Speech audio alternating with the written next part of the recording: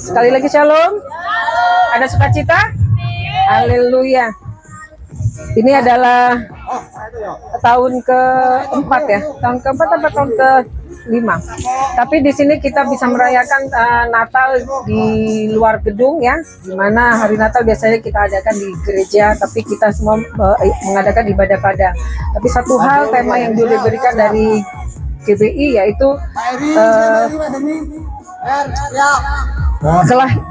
dia lahir untuk menjadi baru. Yang dimana Tuhan Yesus lahir itu supaya kita boleh mengalami satu pembaruan di dalam kehidupan kita. Kita buka di dalam Yohanes 3 ayat yang ketiga.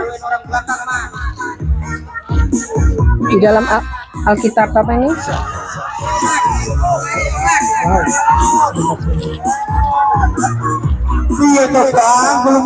Yohanes 3 ayat 3. Yang sudah ketemu katakan amin.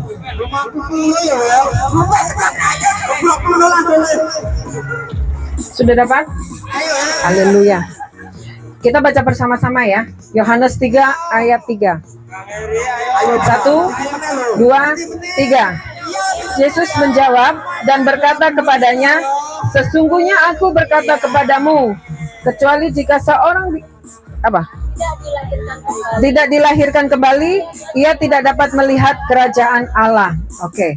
Yesus menjawab dan berkata kepadanya. Ini adalah Yesus berkata di saat ada pertanyaan dari seorang Nikodemus. Siapakah Nikodemus itu? Dia seorang Farisi, ya. Dia seorang Farisi yang bernama Nikodemus dan seorang pemimpin agama Yahudi, ya. Dia datang pada waktu malam, datang kepada Yesus dan bertanya, Rabi, bagaimanakah aku bisa melihat kerajaan surga? Dia bilang seperti itu. Tetapi jawab Yesus yang di ayat ketiga, yaitu, aku berkata, kalau seseorang dilahirkan kembali, kalau dia tidak dilahirkan kembali, maksudnya apa? Tidak dilahirkan kembali, ia tidak dapat melihat kerajaan Allah. Kalau di ayat yang ketiga, di situ Tuhan katakan dilahirkan kembali. Apa yang dimaksudkan dilahirkan kembali? Bukankah kita semua sudah dilahirkan dari rahim seorang ibu? Tetapi yang dimaksud daripada Tuhan Yesus itu bukan lahir secara jasmani, tapi lahir secara roh. Karena kita besok kembali pulang kepada Bapa, pulang dalam kerajaan surga itu dalam keadaan roh, ya. Kita tahu tujuannya kemana setelah kita mati. Ya. Tuhan sudah sediakan di dalam Matius, di rumah Bapakku banyak tempat tinggal. Jadi kita nggak perlu lagi cari rumah karena Tuhan sudah sediakan rumah begitu banyak bagi setiap kita. Ya. Nah, bagaimana kita harus berlahir secara roh? Dan di sini di ayat yang kelima, mari kita sama. Yuk kita buka di ayat yang kelima. Jawab Yesus, aku berkata kepadamu, sesungguhnya jika seorang tidak dilahirkan dari air dan roh, ia tidak dapat masuk dalam kerajaan Allah, ya. Jikalau ia tidak dilahirkan dari air dan roh, ia tidak dapat masuk dalam kerajaan Allah. Apa yang dimaksud dengan lahir secara air, ya? Dilahirkan kembali, ya, di ayat yang kelima, dilahirkan dari air dan roh.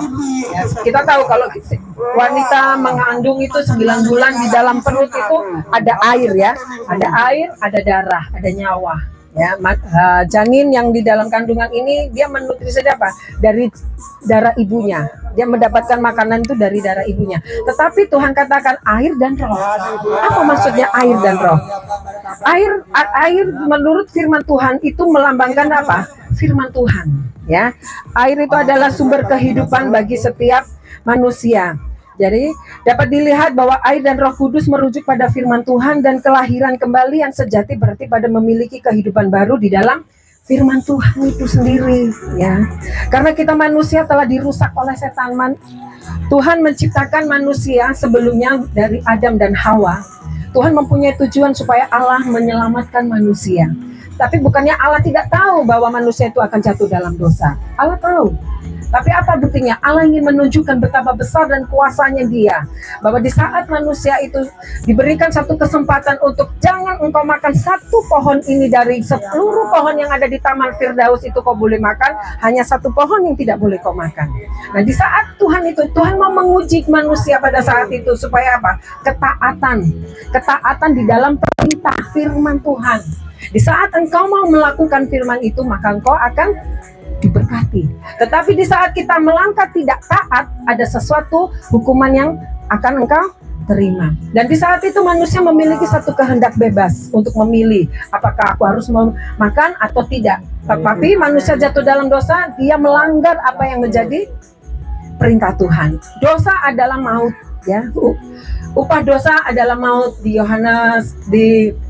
Roma 3 ayat 6, ya, di situ katakan upah dosa adalah semua manusia itu adalah maut, ya.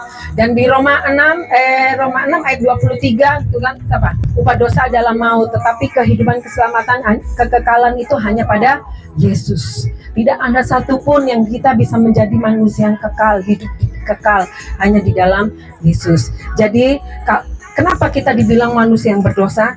Karena kita sudah melanggar yang namanya aturan, melanggar yang namanya firman. Firman itu apa? Perkataan Tuhan. Apa yang peraturan-peraturan Tuhan kita langgar itu sudah berarti dosa di hadapan Tuhan. Ya. Karena itu manusia telah dirusak oleh setan dengan sangat mendalam. Mereka penuh dengan kehidupan filosofi setan, ya. Jadi kita ini hidup sudah rusak, sudah dengan tatanan yang kesombongan, keangkuhan, merasa benar sendiri, merasa dia bangga, egois, hina, tamak, bahkan jahat. Tidak ada citra manusia yang nyata. Watak-watak setan itu hidup di dalam hidup manusia. Ya Bapak Ibu Saudara, jika kita hidup berdasarkan watak-watak seperti itu, kita hidup dalam dosa. Artinya bibit dosa itu ada sejak Adam dan Hawa. Sejak kita dilahirkan kita sudah berdosa. Jadi kalau ada yang mati dalam keadaan masih bayi, ngacur, dosanya masih bisa diampuni. Tetapi yang tidak bisa diampuni setelah engkau dewasa dan melakukan perbuatan yang dilarang Tuhan, itulah menjadi dosa yang tidak dapat diampuni. Kita bisa diampuni hanya percaya dengan Yesus. Di saat kita dilahirkan kembali dan percaya bahwa Yesus sebagai Tuhan dan Juru Selamat hidup, maka kita akan diperbarui. Seluruh hidup kita diperbarui, pikiran kita diperbarui. Secara hukum kita sudah dikuduskan di saat kita menerima Yesus. Ya, dengan darah Yesus yang tercurah di atas kayu salib, itulah yang membuat kita menjadi kudus. Dan itu diberikannya dengan cuma-cuma. Asal kita percaya, maka kita dikuduskan di dalam nama Tuhan Yesus. Nah, Bapak Ibu Saudara, ketika kita lahir kembali dalam firman Tuhan, watak setan yang rusak di dalam diri kita dapat diubah dan dimurnikan di dalam firman Tuhan, dan menjadi makhluk ciptaan baru. Dari penampilan, dari karakter, dari cara bicara kita, dari segala gaya hidup kita, mencerminkan bahwa kita ini seturut dengan firman Tuhan. Apa yang Tuhan katakan? Kasihilah Tuhan Allahmu dengan segenap hatimu, dengan segenap akal budimu, dengan segenap kekuatanmu. Yang kedua apa? Kasihilah sesama manusia seperti dirimu sendiri. Nah, kalau kita sudah melakukan kasih itu, apa yang dimaksud dengan kehendak Bapa? Kemarin kita sudah dengar ya firman Tuhan. Kalau melakukan kehendak Bapa itu sebetulnya ada dua. Makanya di dalam Matius katakan, percuma orang mengatakan Yesus, Yesus, Yesus, tapi aku tidak mengenal akan engkau. Artinya apa? Kita percuma, Yesus, aku sudah berdoa, aku sudah menengking dalam nama Tuhan Yesus, setan lari. Aku sudah berdoa di dalam nama Tuhan Yesus, orang itu sembuh. Tetapi itu yang tidak diinginkan. Yang diinginkan Tuhan, kalau tidak melakukan kehendak Bapa, aku tidak mengenal engkau. Apa yang dimaksud dengan melakukan kehendak Bapa? Kehendak Allah itu apa? Kasih. Satu, kasihlah Allahmu dengan segenap hatimu, dengan segenap kekuatanmu, dan kasihlah sesama manusia seperti engkau mengasihi dirimu sendiri. Dan kedua apa? Kan itu tadi satu kasih ya, kasih itu ada dua. Dan yang kedua apa? Mengucap syukur. Nah, kalau kita bisa mengucap syukur itu bukan di saat kita dapat arisan. Mengucap syukur, oh ada orang yang memberi makan, bukan. Ada mengucap syukur karena aku dapat rezeki, dapat lotre mungkin ya, atau dapat apalah segala sesuatu yang membahagiakan itu. Kita patut mengucap syukur, betul kita mengucap syukur. Tapi di saat kita menderita, di saat kita ini dicurangi orang, di saat kita ini ditipu, Di saat kita ini diakal-akalin orang, mengalami ketidakadilan, mengalami ketidakpastian. Misalnya ada orang yang menjanjikan sesuatu tapi kita ternyata dikecewakan. Kita bisa nggak mengucap syukur dalam saat itu? Manusia kadang-kadang sudah membenci. Kalau bisa, lu jual mata, gua ganti gigi, gua kasih mata, istilahnya gitu ya. Jual mata ganti mata, jual gigi ganti gigi. Tapi di dalam Tuhan kita nggak boleh seperti itu. Di saat engkau dianiaya, bahkan istilahnya diperdaya, misalnya kekayaan dia daripada saya, dia lebih kaya, tapi rasa kayaknya saya ini harus dimanfaatin, istilahnya seperti itu. Kita nggak boleh marah. Justru kita harus bersyukur. Nah, itulah yang dikehendaki Bapak. Bisa nggak kita bersyukur di saat kita dimanfaatkan orang? Susah. Memang firman itu gampang diucapkan, tapi untuk dilakukan itu susah. Tapi kalau kita berjalan di dalam Tuhan dan kita percaya bahwa Roh Kudus itu hidup di dalam kita, pasti kita akan dimampukan Tuhan. Caranya gimana? Ya kita selalu berdoa untuk memberi kemampuan kita untuk melakukan firman itu sendiri. Firman itu berarti kita ini, kalau kita mau diberkati, kita harus taat, tunduk 100% atas firman. Memang sulit untuk orang menjadi taat lembut hati sesuai dengan firman Tuhan, itu nggak gampang ya. Tapi kita harus terus bersandar dengan firman Tuhan, karena firman Tuhan ini adalah pelita, seperti nyanyian yang kita naikkan pujian. Firman-Mu adalah pelita dalam kakiku, sebagai pedoman hidup kita supaya kita ini berjalan lurus. Orang lain cari jalan yang lurus, cari jalan yang benar. Kita sudah dapat jalan yang lurus itu di mana? Yaitu di dalam Yesus. Karena akulah jalan, kebenaran dan hidup, dan akulah jalan dan kebenaran dan hidup. Tidak ada seorang pun datang kepada Bapa kalau tidak melalui aku. Itu perkataan siapa? Perkataan Tuhan Yesus. Hanya Yesus yang bisa menjamin bahwa kita bisa masuk dalam kerajaan surga. Tidak ada seorang pun datang kepada Bapa kalau tidak melalui Yesus, ya. Kita semua harus percaya bahwa kita memiliki Allah yang luar biasa. Kita memiliki Tuhan, Jehovah Rafa, Jehovah Jireh, Jehovah Nisi. Segala sesuatu dia dapat lakukan karena di bumi dan di surga adalah milik kepunyaannya, ya. Dan bagi siapa yang bisa bertahan, membebaskan diri, siapa yang bisa membebaskan diri dari ikatan dosa, dan akhirnya apa yang dapat kita dapat?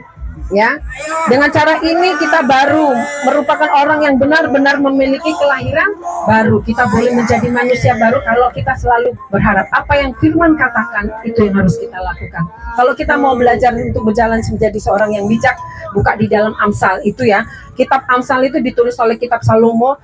Di situ tentang seluruh kehidupan manusia yang bijaksana, yang menjadi seorang istri, menjadi seorang wanita yang bijak, itu ada di kitab Amsal. Kita boleh belajar di situ. Jadi jangan suka buru-buru. Di situ juga ditulis jangan suka buru-buru. Kalau orang yang suka buru-buru itu akan mendapat celaka. Semua ditulis di dalam Alkitab. Ya. Bagaimana kita menjadi pedoman itu semua dari A sampai Z. Semua itu ada di dalam Alkitab. Luar biasa, kita punya Alkitab yang luar biasa ini. Penuntun bagi setiap langkah kita untuk menjadi manusia baru. Ya, untuk itu Tuhan selalu mengajarkan, jangan pernah kita, karena apa? Firman Tuhan adalah air kehidupan. Firman Tuhan adalah sumber kehidupan. Manusia tidak bisa hidup tanpa air. Benar? Manusia selalu di mana-mana cari air. Kemana-mana cari, daripada makan mending cari air. Kalau kita dalam keadaan haus, yang dicari pertama apa? Lapar pun dia yang cari apa? Minum dulu, ya kan? Air dulu, baru makanan. Karena air itu di dalam tubuh kita ini berapa persen? Kandungan airnya begitu banyak, ya. Sekitar 80 atau 70% itu di dalam tubuh kita itu mengandung air. Jadi satu-satunya manusia itu sangat membutuhkan air. Jadi karena itulah air adalah sumber kehidupan. Bagaimana kita boleh menjadi baru di dalam firman Tuhanlah kita akan menjadi manusia-manusia baru sesuai dengan kehendak Tuhan. Demikianlah firman Tuhan, tidak panjang dan tidak terlalu ini, tapi semoga menjadi pencerahan bagi kita semua supaya Yesus lahir di dalam dunia ini menjadikan kita menjadi manusia-manusia baru, menjadi ciptaan-ciptaan baru, asal kita selalu hidup di dalam kebenaran firman Tuhan. Amin. Mari kita sama-sama berdoa.